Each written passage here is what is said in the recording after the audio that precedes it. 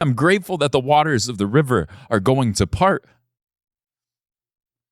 But don't forget what he said. The Spirit of the Lord will rest in the river. That's what I'm most excited about. As a young boy, I thought what I wanted to see more than anything was the waters part.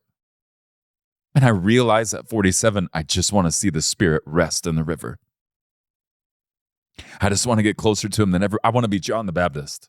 I want to literally say, when everyone else is saying, man, you got to make sure you're keeping up with everybody else and this guy's popping off. I want to say, do you realize it is the privilege of the best friend of the groom to stand close enough to hear him say his vows? I don't need to be the one standing at the front of the line. I just want to get close enough to the river where his Spirit rests. He is on the move.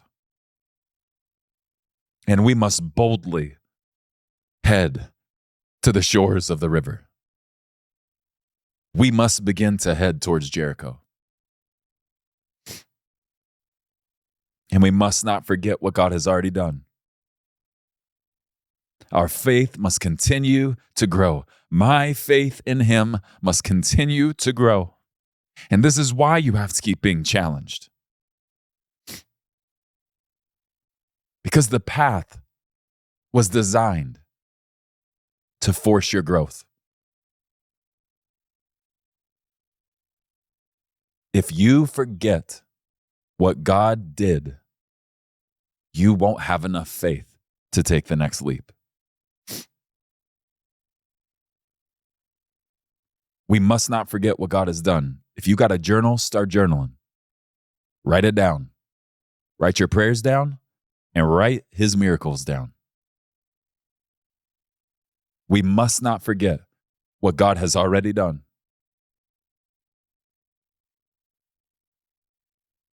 The war is here.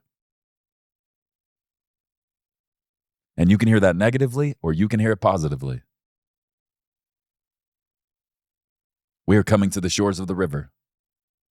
I believe the church all over the earth is going into a land, but we are going to have to fight for it.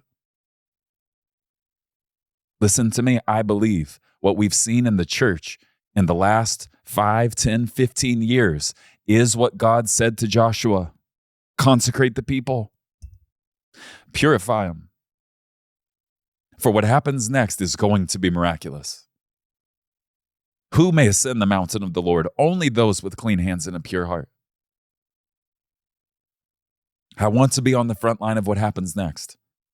But without bravery and courage, I will be at the back of the line. Without a faith which is growing, I will be at the back of the line. How does your faith grow? Simply remember what God has already done. And when he asks you to take another step because he is going to do something new, let your heart remember what he has done every other time he asked you to take a step. Every other time in his word, on record, he asked a human to take a step. How he responded. Do not forget how he responded to their step. He's going to be asking us all to take many leaps in these days. Grow your faith, but never forgetting what he's already done. I know some of you are possibly frustrated at this path. There's one more one-liner I want to just submit to you. Okay? It was going to be at the very end of the last point.